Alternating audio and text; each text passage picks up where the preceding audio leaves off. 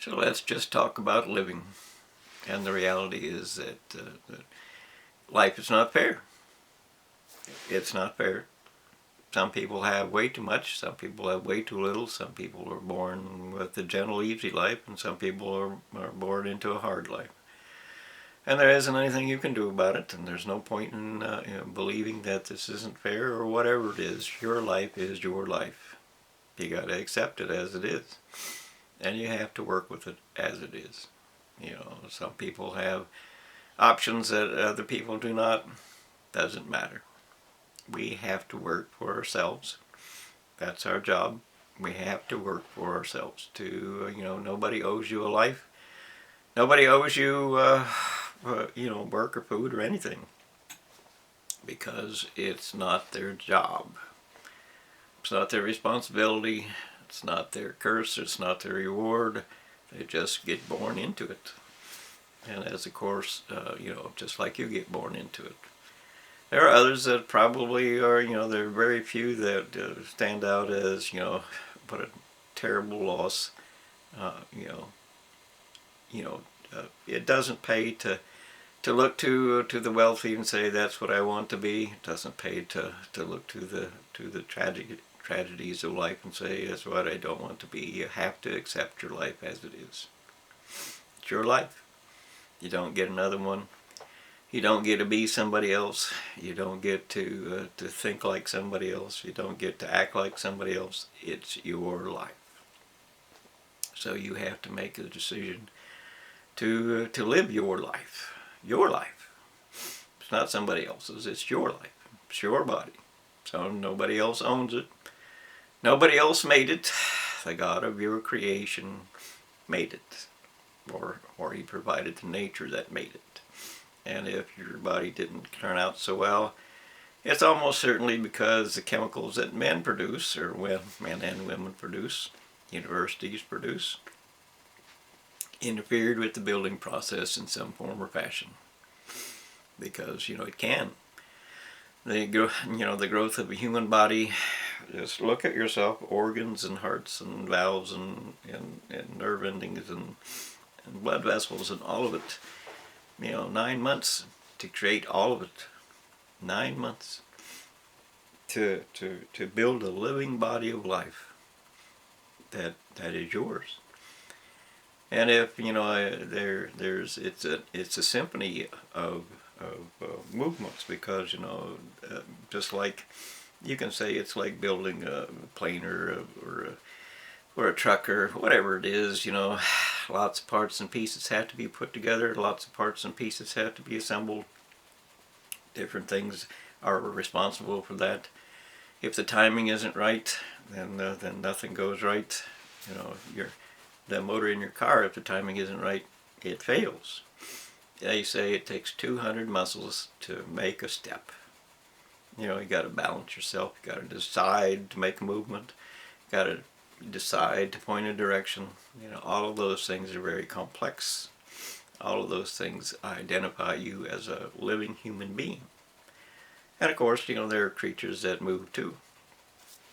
But that's a whole different thing. Human means that you have the ability to think for yourself. A herd simply follows its leader, and it bases its choice on the leader and what they want. Give me what I want, and you can lead. And of course, that's what happens with humans too, because they want what they want, not what the future demands. They just want what they want. They want it quick, so that I can have what I want before I die, and so on. And unfortunately, the most common practice is to fight for your reward. That's what people do when they're teenagers and so on. They fight for the reward. And once I got a trophy, that's not enough. They go on to the next trophy, and the next trophy, and the next trophy, because that's what humans do. That's how they live. They want what they want, and they go out and get it, or they fight to get it, or they lose it, and are sad, and all of the things that are a game that people play. And life is not a game. I was, telling one lady way back when in 20s that I had retired, and I didn't mean from life or from work. I meant I had retired from the game that people play, because I was not interested in going after a trophy, not interested in doing anything that most people do, because it's not important. What is important is life, and life or death is a reality that we all face. So living is what required of us. We have to work. We have to do the best we can to make a living. We have to understand what it is that we're doing to make a living. You have to work at that too. If you have worked sufficiently hard, generally you can get a job and find a resource that will allow you to do what you can do. But that is leaving us because the resources are dying. The future is very poor, and doesn't actually exist because we are too many people. We are too many people for our planet. That's because you made the choice that population control doesn't matter. You won't do it. But we have to do it. And we have to do it now. That's the price of living. That's the price of a lot of people not dying, because it is death that kept population under control. Without death, the earth would have been absolutely full, not a spot to stand on a long time ago. And that's just humans. And of course, then there are the other creatures that are alive. And without death, they would also be trampling the earth, and there would be nothing left for us. We have to have death in order for there to be life. It's the price. And of course, if you corrupt that, if you interfere with that, as universities did do by changing some things, antibiotics are a big thing. I wouldn't be here without my antibiotics. Simple fact of life. But there's a price for that. I'm another person on the earth, and we get born, and on average we live 76 years as a male or white male in this nation. So life to death is a lot of living things that we eat, each one. We're here for 76 years on average. So it's important what you do, what you don't do. If you destroy the habitat or the life or the chain that provides the living for the creatures that you eat, if you corrupt the seed that we live on, if you open the door to pandemics for plant and animal life, and all of the things that humanity is doing as university has led. No consequences for us, but truth, of course, every truth has a consequence. That's just living. Every truth has a consequence. If you choose to drive your car at 100 miles an hour into a brick wall, that is a truth, that is a consequence, and you won't like it, and you won't experience it long. But you have to understand that life is a choice. So we are making choices, and in this USA today, is this 2024, the choice is that humanity, or this particular citizenry, wants their nation back the way it was 50 years ago. That's what they're trying to get. That's why they elected Trump. But you can't have it back. The population has doubled. 4.2 billion more people is a lot more people. The earth is full. There is no place, there is no water, there is no food, there is no anything for more people. You have to make the choice of living, and if you don't make the choice, that is population control, then you made the choice for dying. That's the price of being wrong. If you don't make the choice for living, you're going to make the choice for dying. And it won't be very long, because the competition is massive, and the competition is going to control. You're going to lose your water, and then you're going to fight. You're going to have a crisis in food. You're going to fight. You're going to have a crisis in the ocean. You're going to fight. You're going to have a crisis in leadership, which is constant and current and always, because they don't know what they're doing and they don't care.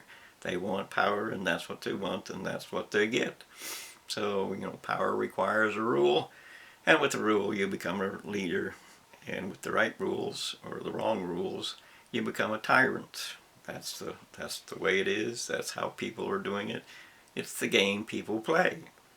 Because the extremes want what they want, and that's what they want, and they don't want anything but what they want, and so they create leaders to give them what they want. And of course, when they want war, they're going to get war. And when they want peace, you have to have justice. And of course, justice doesn't exist unless there is a valid and real courtroom to produce that justice. And there's not. Power controls the courtroom. You might think you vote for a judge, but that doesn't make any difference. Whoever gets there has to put up with the power that's in charge of the court. And of course, the power that's in charge of the court wants the court to do whatever it is that the rich people want, because they are the power. Leaders are not really the power until they take weapons and threaten everyone with war and mutilation and what have you. Otherwise, at all other times, it's the money that controls. But our money is completely destroyed with counterfeit currency and debts that can't be paid and so on. So the rich have actually killed themselves. They didn't care because I got what I wanted right now, and so that's what they wanted. And so, but they destroyed the rest of us with them. So, it's a case of choices have been made. And now we have to deal with the choices that have been made.